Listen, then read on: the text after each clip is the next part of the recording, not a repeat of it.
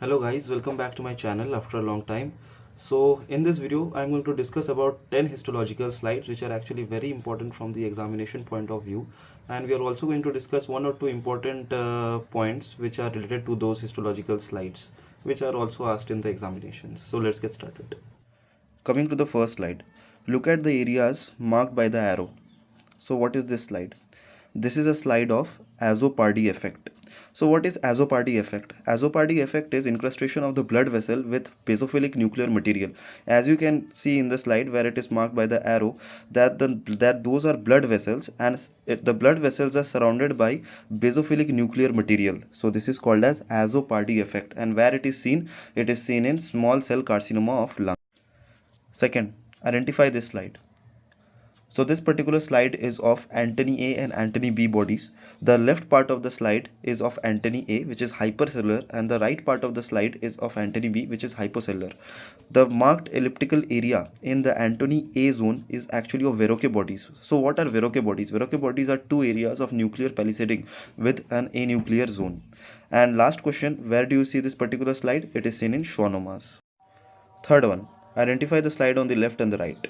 The slide on the left is of juvenile polyp, whereas the slide on the right is of hematomatous polyp. So how will you identify them? On the left, the juvenile polyps are identified based on the cystic hollow spaces inside them, as you can see over here, which are marked by the blue arrows. And on the right side, hematomatous polyps are identified based on the arborizing pattern.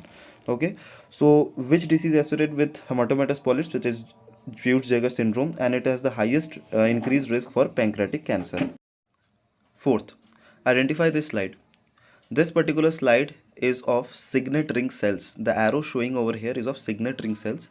Where you will find signet ring cells, it is seen in gastric adenocarcinoma, especially in the diffuse or the lentis plastica type, and you can also find in the Krukenberg's tumor, which is a ovarian metastatic outcome of gastric cancer only.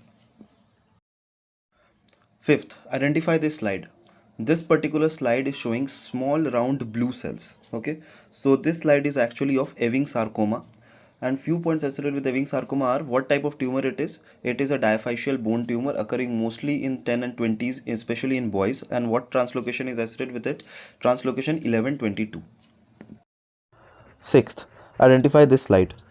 So this slide is of Duchenne muscular dystrophy. How to identify this slide? As you can see over the black arrows marked are the red areas. Those red areas are actually muscle fiber, and the white areas which are marked by the blue arrows are actually fatty infiltration, and fatty infiltration inside the muscle fiber is actually very specific for Duchenne muscular dystrophy. This photo is exact copy which is given in the USMLE first aid book. Other points which are important for DMD are: it is an X-linked recessive disorder. Okay, dystrophin gene is problematic in it, most commonly in boys, affects the proximal limbs first, and Gauss sign is seen over here. Seventh, identify this slide. This slide is of Mallory-Denk bodies. So what are Mallory-Denk bodies? Mallory-Denk bodies are eosinophilic cytoplasmic inclusion bodies made up of keratin accumulation. And where do you see Mallory-Denk bodies? They are seen in alcoholic liver disease. Apart from that, they are seen in Wilson's disease, alpha-1 antitrypsin deficiency disease, Indian childhood cirrhosis, primary biliary cirrhosis, and hepatocellular carcinoma.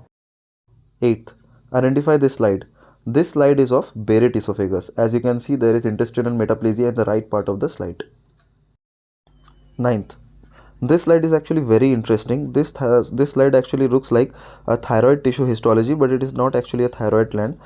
And the answer is chronic pyelonephritis, and it is called as thyroidization of the kidney, since this particular slide of chronic pyelonephritis looks like as if there are follicles, and the follicles are filled with thyroglobulin.